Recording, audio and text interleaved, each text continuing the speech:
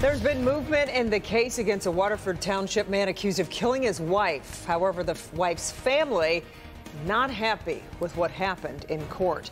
Thanks for being with us tonight. I'm Kimberly Gill. And I'm Devin Skillian. Justin Wagenberg is accused of beating his wife to death with a wrench while she was sleeping back in October of 2022 in Waterford Township. Wagenberg has since been found not guilty by reason of insanity. Sean Lay is live on this story. And Sean, you were with the family today. There's a mountain of evidence that they will never get to see.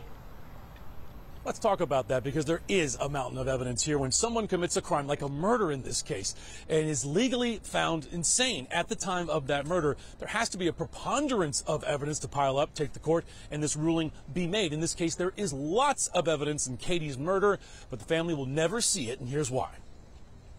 It's the rage, you know what I mean? Just get angry and then, you know, yeah, frustration. There's a lot of that going on. A little more than a year ago, Jim Doherty's daughter, Katie, was taken from him in the most shocking way. Katie's husband, Justin Wagenberg, beat the beloved and gentle hairdresser with a massive wrench as Katie slept. That was nightmare number one. Nightmare number two came last week in court. A plea of not guilty by reason of insanity by Wagenberg was accepted by the Oakland County Prosecutor's Office after 2 psychiatric exams were done on Wagenberg, and both doctors agreeing that there's a preponderance of evidence that Wagenberg was legally insane when Katie was killed. But Katie's family will never see that evidence. Medical records are kept private by law. They will never see what those doctors agreed upon, that Wagoner was insane.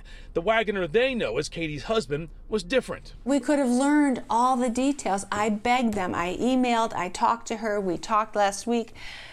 Have the judge waive his HIPAA rights so we can see the proof of why he's insane.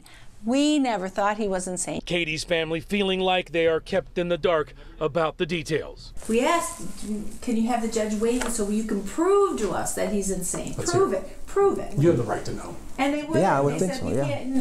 No. Right. It just doesn't make sense. That's why I kept saying it. There's something wrong. Back here live, Katie's dad saying there's something wrong here. They know the ins and outs. The prosecution has walked them through what was happening in court. Defense attorney, prosecutor, judge, all agreeing that this guy was not guilty, essentially, by reason of insanity. The family walks out, Devin and Kimberly, no years attached to him for taking their daughter's life. No years. He's not going to go to prison.